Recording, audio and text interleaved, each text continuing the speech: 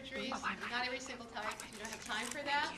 And some of the principles around care for the patient who's had cardiac surgery. And not all of you will work in a open heart unit, but some of you might. And it also may come in handy if you work in step down, you're dealing with the patients. Even if you worked in cardiac rehab, it would help you to know. So I have a lot of slides. I might go over some of them, go past some of them, but you have the information there. You wish it. It might be a little bit overkill, perhaps. But I want to focus on the key points that I would like you to have as takeaways. So I always like to give a context, and this won't surprise this audience, I don't believe, but cardiac disease is huge.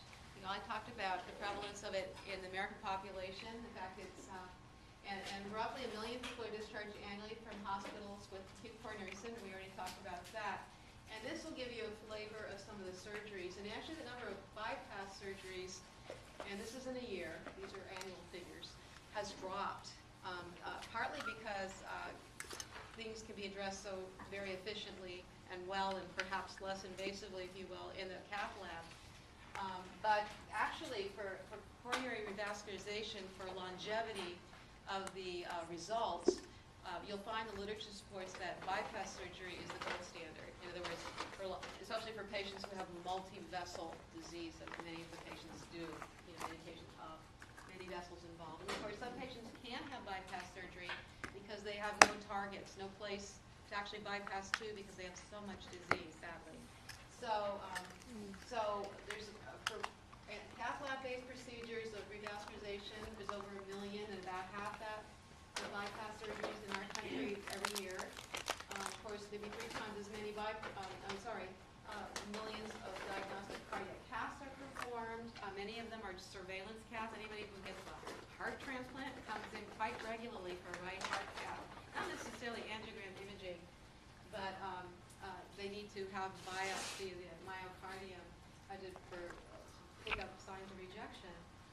Many device implants. All of you know about permanent pacemakers.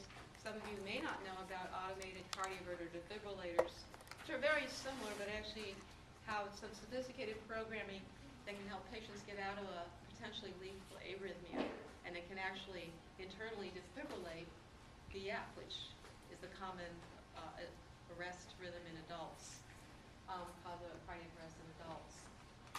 And then pacemakers, lots and lots of pacemakers. So again, these statistics are available online through American Heart Association. They're updated periodically, but when they update, they're actually looking back over the past few years. They don't have like last year's data readily available for you, because it takes a while to collate all that data. And we've talked about different types of acute coronary syndrome, so I won't belabor that. I want to highlight the fact that women tend to be older than men at the presentation of a burst MI. And there are various types. So you can almost put them in 3 buckets: the cardiac surgery or cardiovascular surgery. There's revascularization, in other words, restoring blood flow to the heart. And there's repairs, and there's replacements. And only a few centers do the replacements, as you know. Stanford happens to be one, UCSF, CPMC in the city, there UC Davis. There's certain centers that will do transplant. And that needs to be that way for a reason. You want to go to a center that does a lot of them, right? If you're a patient, you don't want to have the one be the first patient or only number 2, maybe. And secondly, there aren't that many transplants done in a year. There's many times more patients waiting for transplant on the list that's maintained by UNOS, United National Organization for Organ Sharing, and so they maintain a list nationally, and there's only about 2,000 and something transplants done in our country annually. So many, many more patients are waiting, and sometimes, unfortunately, expire while they're on the list. And cardiac valve replacement is another type of replacement that's done at many centers. So revascularization, you've heard the acronym CABG, right? Maybe not. Coronary artery bypass graft, using a graft, usually a saphenous vein graft that's harvested from the legs. But it could also be a graft from within the chest, like the internal mammary artery, typically the left anterior internal mammary, which is a very nice conduit. Why?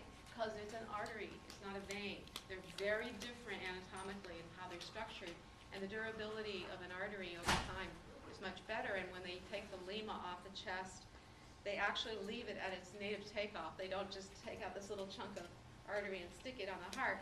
They leave the takeoff so you have excellent blood flow. There's only one anastomosis site.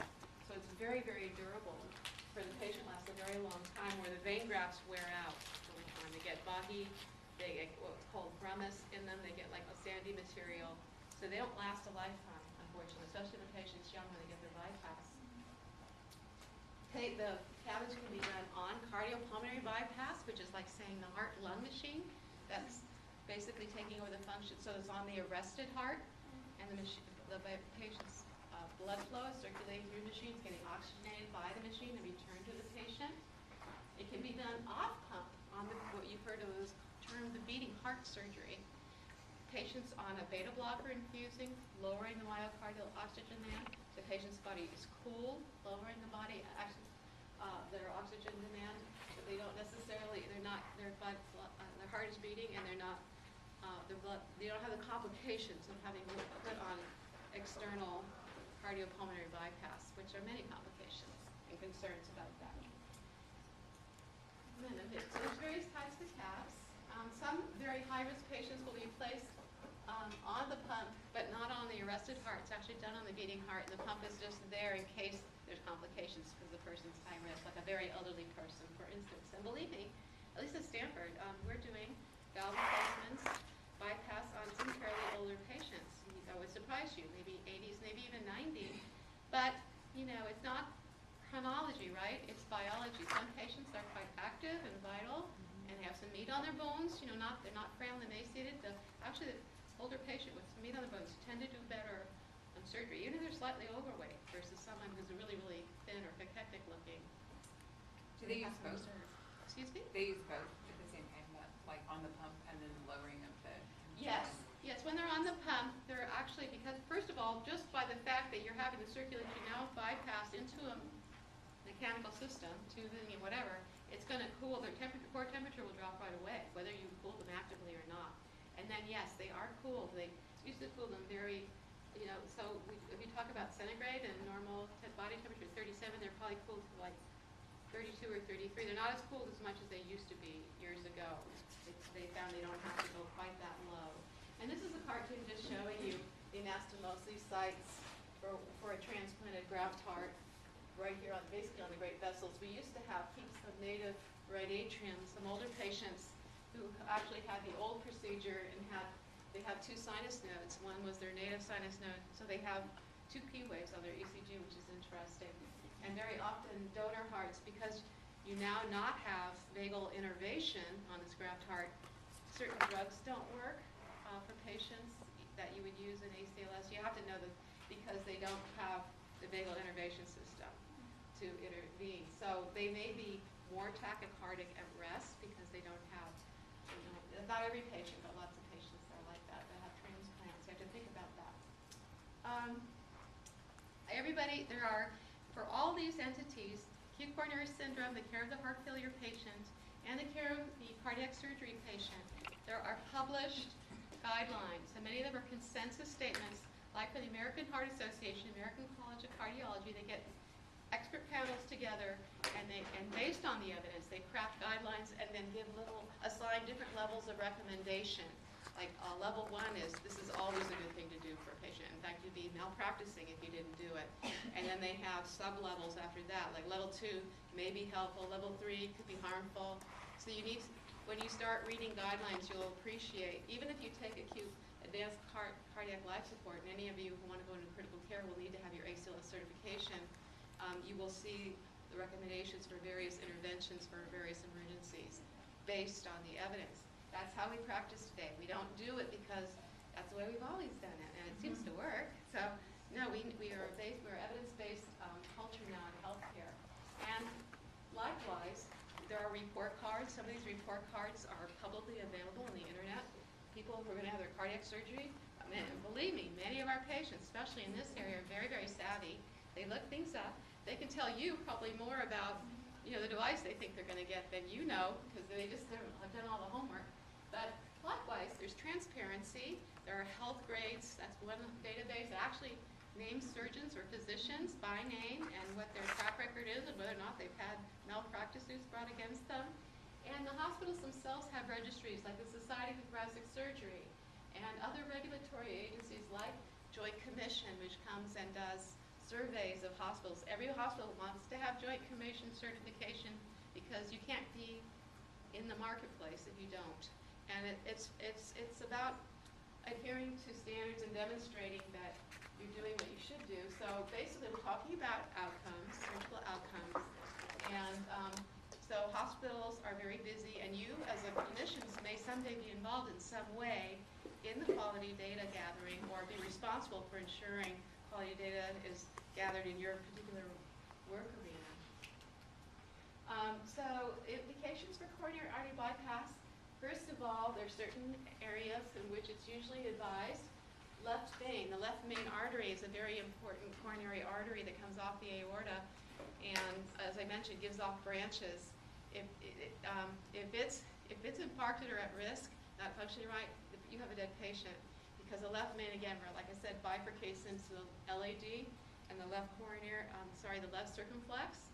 Multiple branches coming off that, providing blood to the conduction system, left ventricle, very important part of the heart, and on the right ventricle too. So it's very critical areas. In fact, even one of the branches being the left anterior descending, which comes off the left main, if it's a proximal lesion, you may hear this kind of a terrible term, but it's commonly or colloquially known as a widowmaker. Because if someone has an infarction or interruption of blood flow at that spot, all this distal territory is at risk. It's basically your whole LV. So it depends on where the lesions are. It depends on if they've got multivessel disease. We'll forget about angioplasty. We don't do angioplasty on 3 or 4 vessels at a shot. It's usually one vessel, maybe a couple vessels at a procedure. And you'll get more durability, the literature says, with the bypass over time than you will with PCI from the cath lab. And then presentation, how they present, whether they had coronary syndrome, angina, maybe they've been to the cath lab, they've come in with a STEMI, they've gone to cath lab emergently to hopefully open up the culprit lesion. You always have to have open heart backup at the facility. Well, I shouldn't say always.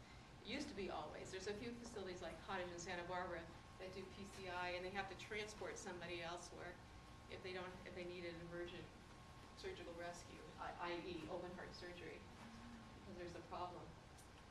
So, and of course, any time there are urgent or emergent procedures versus a planned elective procedure, that ups the risk right away for the procedure and for the patient. Secondly, it's more risky for the patient if it's what they call a redo, meaning they have to reopen the chest. Why? Well, they literally do if it's if there's a sternotomy. They literally saw the breastbone open. There are retractors that open the rib cage like this, so they can get in there and do whatever. And then you can imagine there's a lot of adhesions and whatnot that form scar tissue after the surgery. So the second time, they need re-entry. And this could be a pediatric patient who's had maybe a correction of congenital anomalies. Every time re-surgery ups the ante a bit on risk. So sometimes we can use alternate approaches to do the same surgery rather than a repeat sternotomy, a thoracotomy between the ribs, or some other approach, or a minimally invasive approach sometimes. But that minimally invasive means you've made more holes, they're just smaller holes. So you're using laparoscopic devices to accomplish the surgery. And we already saw that. That shows here a very tiny open area of this particular coronary artery. This is completely calcified over, very little lumen. And so advantages. Well, saphenous vein grafts. Well, you've got a lot of them. I mean, you've got a relatively lot of vein you can donate. Of course, there's probably a cost to legs.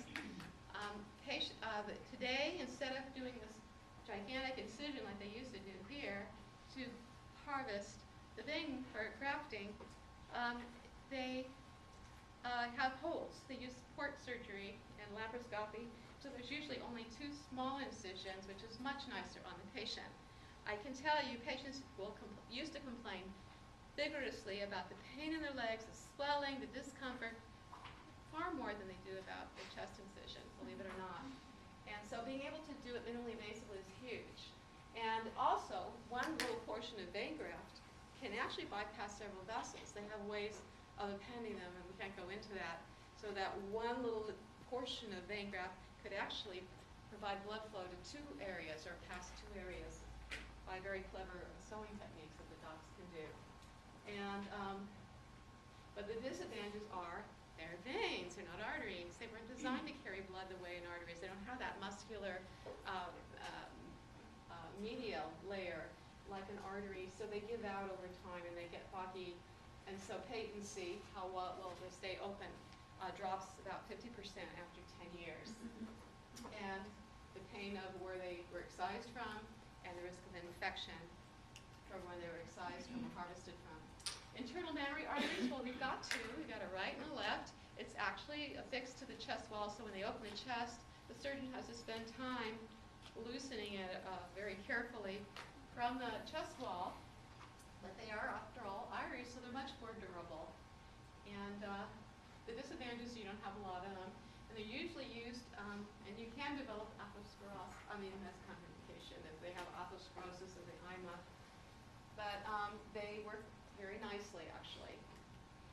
And then radial arteries, they can, but who wants to sacrifice their radial artery, from their arm or their chest? So that's also possible. And of course, they do the Allen's test. It's where you occlude and make sure that you want to have good perfusion from the ulnar artery, because otherwise your hand will suffer, and so on. And the problem with radial arteries, there's more likelihood for spasms. The patients that have a radial artery used as a graft will come out on calcium channel blocker drips for a period of time, post-op. But they seem to work better than saphenous vein grafts.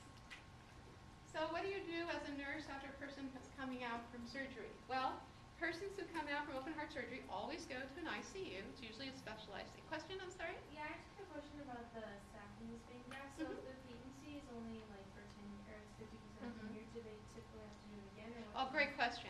Actually, I'm happy to say they can actually try to reopen them or deal with occlusions in the cath lab, even with saphenous vein grafts, rather than put the person through open heart surgery again. So good question. So after surgery, okay, you can imagine, chest side open, pericardium open, whatever. We're going to be worried about coronary ischemia, so ECG monitoring continuously, and almost every ICU today will have 2 channels, so you can look at 2 planes. You're looking in the frontal plane, like using lead 2 or 3, and you're looking in the transverse plane as if I sawed myself in half. So you're looking at different axes of electrical energy, gives you more information. You're going to be looking at ST segments. You're going to be looking for dysrhythmias like ventricular tachycardia. And in fact, think about it, manipulating the heart. The most common dysrhythmia after open heart surgery is atrial fibrillation. Again, where the atria are doing this. So in the scheme of things, that certainly sounds much more benign than VTAC or certainly VFib, because they'll have a cardiac arrest on your hands. But it's actually a serious complication that can have the patient length of stay add days to their length of stay and have to maybe go out on more medicine. And for the patient who's just been revascularized, if you have atrial fib again, you've lost atrial kick. That last contribution, the endodiastole, where the atria contract and contribute about 20 to 30% ventricular filling. So it can be a big deal. Some programs, some surgeons like to give prophylactic antiarrhythmic drug like amiodarone IV in every post-op patient. Not everybody's doing that, and there was a program for a while of some doctors preferring to give beta blockers, trying to discourage AFib. And so we also, as nurses, watch for hemodynamics, obviously blood pressure.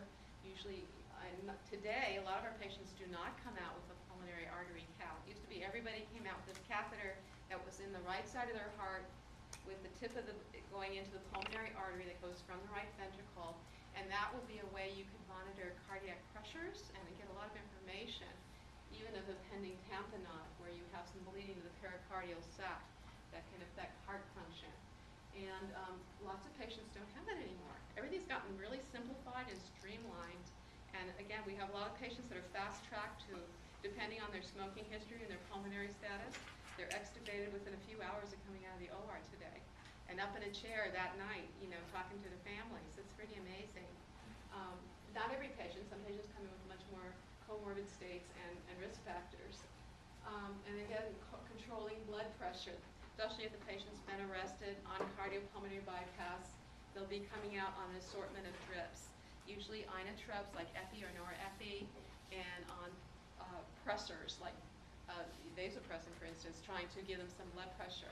They'll also come out with little wires out of their chest that when the surgeon, before he usually doesn't close the chest, usually his first assistant, or if you're in a teaching hospital, your guy who's training closes the chest. There are these two wires exiting the chest that are actually for pacing, for temporary pacing, that are actually sewn onto the epicardium. And they get pulled before the patient goes home, maybe at least 1 to 2 days before discharge. That way you can actually pace them if you need to in the step-down unit, in the tele unit, in the surgical unit. So anybody who's had open heart surgery usually will have pacing wires exiting the chest. And that's a whole another thing for nurses to learn. We have to learn, be comfortable with a little Medtronic. It used to be the 5388. They just come out with a new one that can do dual chamber pacing, but you can do a lot for the patient. And almost all the patients coming out of the OR will be hooked up. Their epicardial wires will be hooked up to the pacemaker, and the surgeon will deliberately pace them at a certain rate, like a higher rate than you would think, like 80, 85. Because why? Cardiac output is stroke volume times heart rate. So for the surgical patient, I won't say a high heart rate, but like 80 or 85 might be better for them than a lower heart rate in the immediate post-op period. So there's a lot of different IV drugs going in that eventually get weaned off, and that's the fun job of the nurse. That's why I actually liked ICU a lot, because in 12 hours, you can feel like you really accomplished, hey, I got them extubated, got chest tubes out. They come out with chest tubes, by the way, because there's going to be blood in the pleural spaces. The pleural spaces that surround the lungs communicate with the pericardial space. So you'll have bloody drainage coming out, and you're going to be monitoring the hourly drainage very closely. Of course, they'll have a Foley. You care about the fluid, the urinary output too, because why? Urinary output is an indicator of cardiac function. Your kidneys are very dependent on cardiac output. And if urinary output starts to drop, there's a problem. And that's another little canary in the mine for you that the patient may start to not do well. Cardioplegia. You guys know what cardioplegia is? It's the arresting substance that stops the heart. How do they do that? Well, it's the job of the cardiac anesthesiologist, and it's a hyperpotassium. It's a hypersolution of potassium that arrests the heart.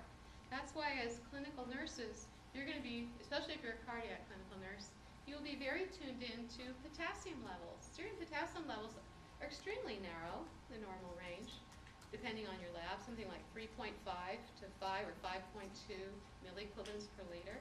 That is really narrow, really, really narrow. And it's very low potassium is bad. Very high potassium is bad. And so for our renal patients that don't do clearing, sometimes they'll present in our ED with potassiums of 7 or 8. They've gotten used to it over time because they're chronic end-stage renal disease patients. But if that happened to you or I, potassium 8, we probably would have cardiac arrest.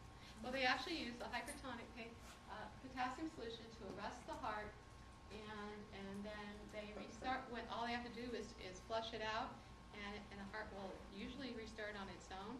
Very rarely do they have to resuscitate by actually defibrillating. They actually defibrillate with tiny little paddles, so like they are pediatric paddles, little paddles right on the epicardium themselves to revitalize the heart, which may still be in VF at the end of the case. So, and they give blood-based solutions. So, a lot of information. But anyway, there's different ways they can deliver the cardioplegia, and then we talked about cooling the patient to reduce myocardial oxygen demand, and so they can do better. So another way to start the heart is to start warming them through this cardiopulmonary bypass circuit. So there's a perfusionist whose whole job is just to monitor the circuit, make sure there's no air getting to the patient, and they're doing labs. They're running labs off the blood, circulating through it, and reporting them to the surgeon. Everything's all like a symphony. Everybody's got the role to play, and it's very intensive. So what do you want to know as the RN getting a patient get out of the OR is you want to know a little bit about who they are and what their health history is, of course. And was this an emergent case or elective? You probably will know that just looking on the schedule. You know, is it 2 a.m. and they were an emergent case? That's going to up the ante on high risk. Was it done on the pump or not? Were they successful in revascularizing all the lesions that they were after, if they were doing bypass? And what vessels were they? And what's the estimated blood loss? That should be on the OR report by the anesthesiologist. You want to know that. Do they have to give blood products during the case or not? There's going to always be blood products in reserve for your patient in the blood bank. They will have tripe and cross. There's a standard number of pack cells and platelets and plasma with clotting factors that they'll have ready reserved for your patient's case, etc. What's your IV access? Any problems? You want to know if there are any issues. And oh yes, the temporary pacer, is it on or not, or should it be on or not? And sometimes it's not necessarily put it on, but it's attached and ready to go if you need it. Setting up the patient, they usually roll out of the OR, they go straight to the ICU. So the job of the ICU nurse in the CVICU is to recover the patient. They do the whole 9 yards. They don't go to the recovery room. And then you need to be connected to the bedside ventilator that's been set up by RT, cardiac monitor, make sure all your IV pumps are plugged in, set enough battery, and confirm all your dose settings and concentrations of your drips. Really important to do because they may vary on the concentrations. Make sure your chest tubes are put to suction, to the wall suction with the correct amount, etc. And then do just basically what you would do for any patient, which is a head-to-toe assessment, which you should do with any patient, no matter where you work in the hospital. Well, definitely critical care. Vital signs, you can get a 12 lead, and they usually want a chest x-ray done straight away once they arrive on the unit. And of course, labs as ordered. This is a cartoon depicting how they literally open up the sternum, literally saw right through the lifeline, rib spreader. So a lot of patients will have, as you might imagine, soreness for some time after the rib spreader. They don't feel it during the case, but they'll be quite sore because of all the ligaments and soft tissue around there.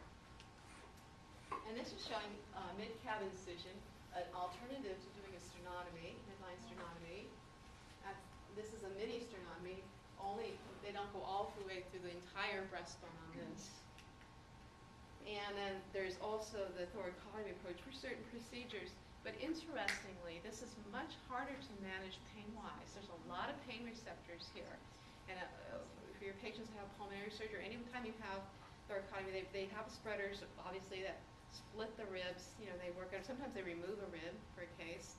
But the bottom line is that it's pain management is challenging, and they often are on epidural therapy to manage the pain, where a normal cardiac surgery patient wouldn't need epidural for pain management. And this is a very old picture of a very elaborate cardiopulmonary bypass machine, and the perfusion sitting there, very intent. And what you need to know is that, well, the machines have gotten smaller. In fact, there's one machine that's so much smaller. It's called the Biomedicus, made by Medtronic. Some of you who may work at academic medical centers or places that do what we call adult ECMO, which is it's basically like having bypass in the ICU room. And there's a nurse or a perfusionist that manages the machine, and then a nurse that manages patients, like a 2-to-1 very intensive patient. And any place that does transplant usually will have ECMO capability, what we call ECMO. So it's like a mini version of cardiopulmonary bypass. And it's a hairy thing to learn, but it's interesting too. This is aortic dissection. So we talked about what the symptom presentation was for aortic dissection. And there's 2 classifications, the Stanford and the DeBakey system. And the DeBakey system's a little more elaborate. It's from number 1, 2, and 3. Just what it alludes to is the location of the aneurysm. And Stanford likes to be simple, I guess. So they said a type A is anything that involves the ascending aorta. And type B is, well, the descending aorta. And why bother classifying? Well, again, just like STEMI versus NSTEMI, it drives what happens to the patient. And many times when a patient, believe it or not, has a type B dissection, they are not going to operate. They'll go to a unit and be put on IV esmolol, which is an IV called a beta blocker. And actually, they may see if what happens is you have a false and a true lumen. The false lumen may clot off, and the patient may not need surgery, although you think like they would want to operate right away, but they don't. This would be an emergency. And what's very ironic is Dr. Michael DeBakey, who practiced into his 90s in Houston, actually had dissection. And he didn't want to have surgery, and his wife talked the surgeons into doing it anyway. It was his own surgery that he developed. It's really quite ironic. And he did survive for a while. Now he's passed away. I think he lived to be 97, though, and he was doing rounds in his 90s. That Texas heart is pretty amazing. Obviously, you may need an aortic valve replacement, and they can do this with either human tissue, like a cadaver graft, or they can do it with artificial materials. And that's what a cadaver graft would look like. And it's prepared very specially, et cetera, et cetera. And the advantage of it is patients don't have to be on Coumadin. When they're on the artificial materials, they need lifelong anticoagulation. So, and here's mitral valves. And mitral valve, remember, that's the atrioventricular valve between on the left side. And we'll go into all the details here. There's different repairs they can do. They can actually repair the annulus. Remember when a heart stretches out, like in dilated cardiomyopathy? When you have the chambers dilate, guess what happens?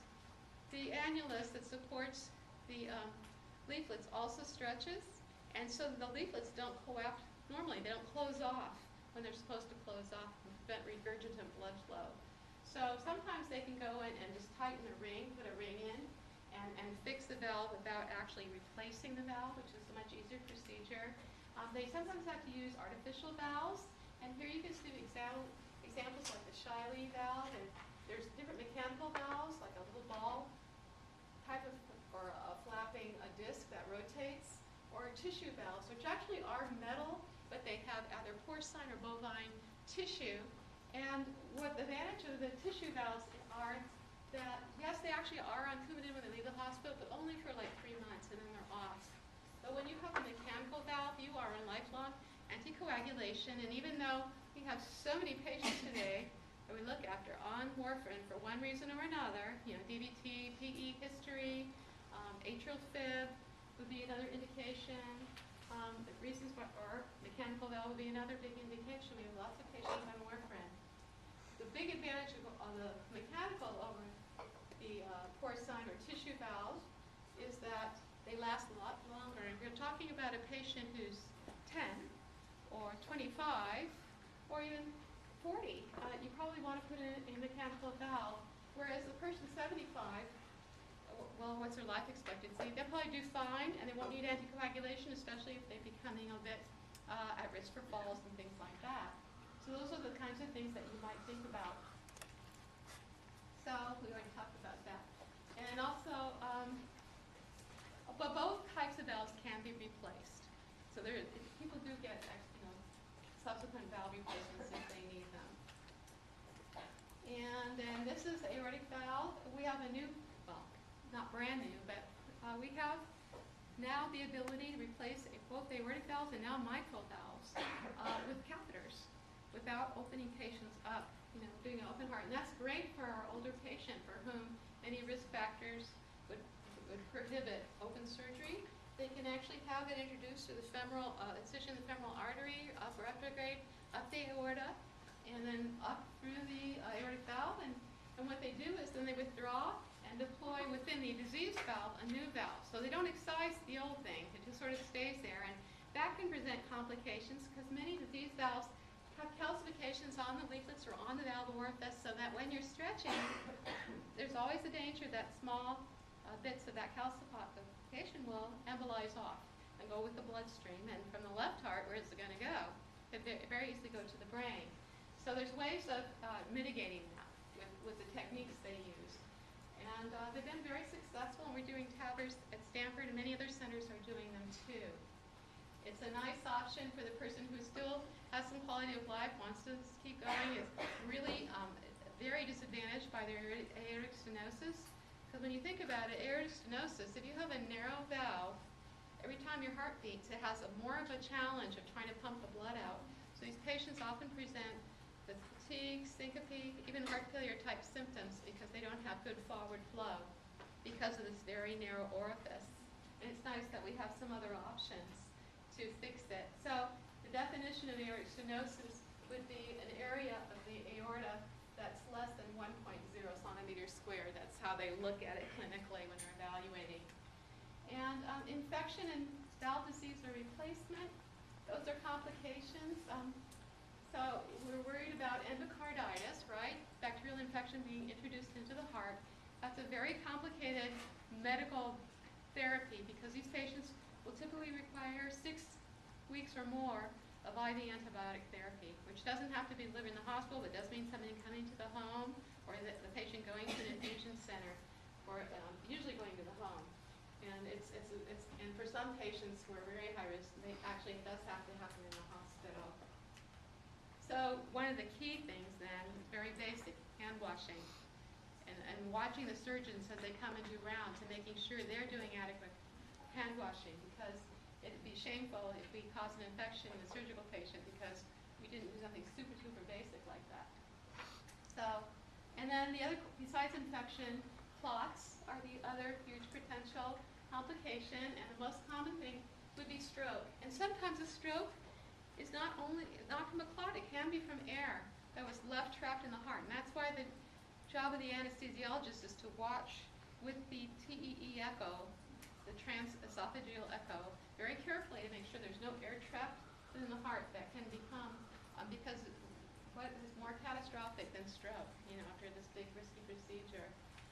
You may have also heard, some of you may have, or may know a relative or heard of this in your clinical rotations. There's a term that's kind of awful, it's called pump head, but the gist of it is that patients being on for hours, and an open heart surgery case probably could be anywhere from 3 to 5 hours easily.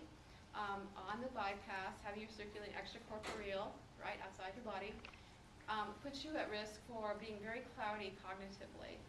So it's not uncommon, especially because these patients tend to be older, that they are not quite with it, and the family will come and visit them in the ICU and go like, that's not my dad, or why is he talking like that? And the good news is it usually gets better. There's this sort of cognitive deficit that occurs not uncommonly with the older patient in the ICU, but that it does get better. And there needs to be a lot of support of the family and, of course, the patient themselves, because after a while they start to cotton on that they're not quite themselves either. And then we want to make sure that the patients are in the appropriate therapeutic range, anticoagulated for whatever they had done. So tissue valve range is lower. This is like the same range we'd use for INR for medical anticoagulation like Atrofib, like for DVT or PE prophylaxis. We want them in this range, but it's a higher range if they've got a mechanical valve. And then warfarin guidelines, you don't have to go into that, but we were very careful with warfarin, and sometimes I worry as clinicians we get a bit cavalier because everybody's, not everybody, but it seems like everybody's on it. Certainly in the cardiovascular arena, in the hospital, we see a lot of patients on Coumadin, and it's not an easy drug to manage. There's dietary considerations. They certainly can eat foods that are leafy green, but they have to keep their consumption consistent, etc. They have to be off and bridged with Lovenox or something like that before every procedure, and then when they restart the warfarin, they have to be bridged yet again. It's a tricky drug, and there's so many drug interactions, as you know, that affect your INR and the safety of the patient anticoagulated. Bleeding is actually more common than clotting in the post-surgical patient for lots of reasons.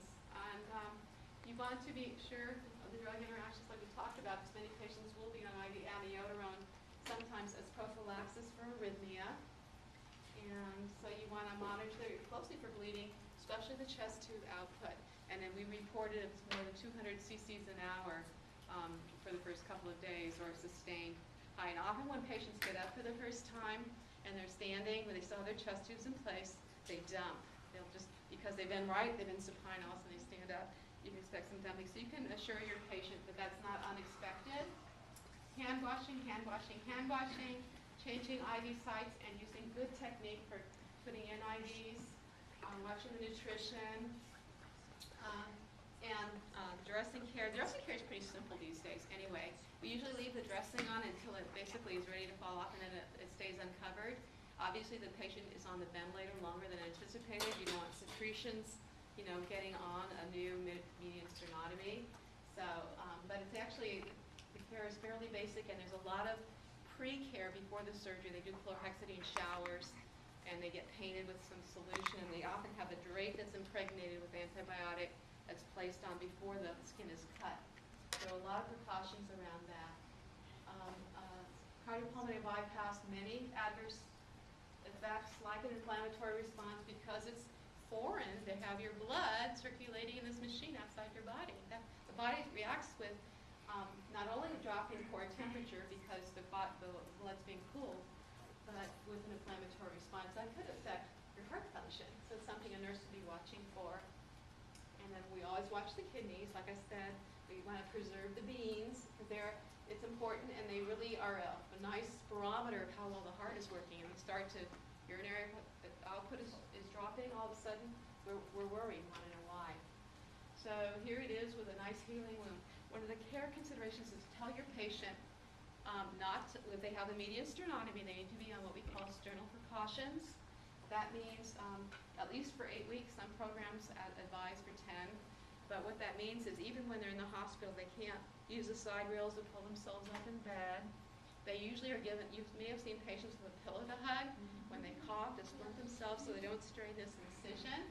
And even when they get home, a gallon of milk weighs 8 pounds. So that's a good little visual to tell them don't lift something heavier than that because they have usually a 10-pound weight lift and just not to use their arms to pull or push. And other than that, they have good healing. You always want to watch, make sure there's no drainage from this or there's not signs of dehiscence, that the wound is pulling apart. And so one of the things that ICU nurse might do is to wear gloves and palpate gently here to make sure there's no sternal instability because these are wired shut. You may have seen them on x-ray. They're literally wires twisted like a twist tie to keep the sternum back together. And complications, sternal wound infection shouldn't happen. But when they do, they have very serious consequences. Even death can be involved, especially in the patient who's compromised on immunosuppression for some reason or other, like a transplant patient would be, obviously. They're on immunosuppression big time, so they don't reject. Or a patient who's diabetic, they have healing issues, so they're a high-risk patient. And these are the different ways how we prepare. We never shave patients anymore. We used to have razors. We just shave the groin before they went for PCI to cath lab. We used to shave their chest hair before surgery, in fact, from here down to the knees.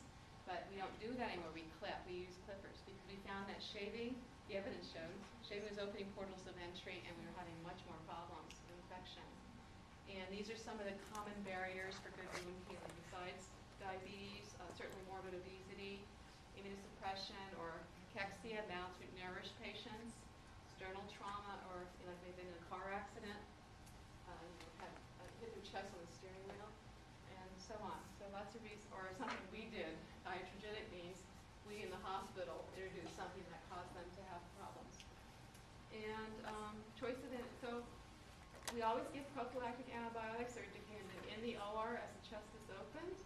Sometimes, some programs have the patients put Bactroban in their nostrils. It sounds crazy before surgery, and they're given given little bottles of Hibiclens to do the scrubs, the shower the night before and the morning of surgery, and so on. Many programs use an IV insulin protocol to very tight and hourly finger sticks, which talk about intensive for the nurse, to make sure that the glycemic management is very tight. And I think the evidence is starting to relax a little bit on this. We used to have very tight range for the ICU, and it would relax when the patient got outside ICU, step down.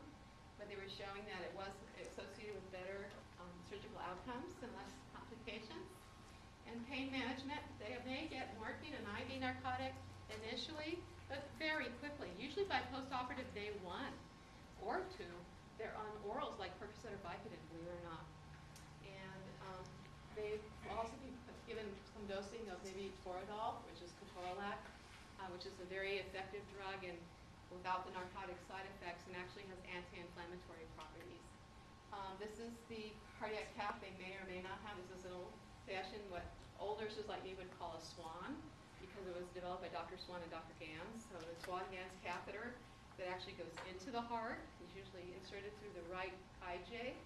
The tip goes into the heart, and when the nurse inflates the balloon, it floats into the pulmonary artery and occludes it, and then you get a pressure reading. And pulmonary capillary wedge pressure is a surrogate for afterload, how much heart. So if you want to lower the afterload and give vasodilators to make it easier for the heart to pump, you can use the wedge as a guide. And you can also measure right atrial pressure or central venous pressure, which is a surrogate for what we call preload in the right heart.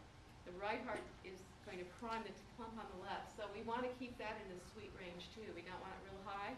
We don't want it real low. It'll tell us whether or not we need fluids. And we'll go into that. But we do give drugs to support contractility and blood pressure. The patients, like I said, they've been on volapastin and vasodilator or worked with an arrested heart. They will need pressors and adrenergic agents like norepinephrine or epinephrine that we deliver through pumps in nanograms.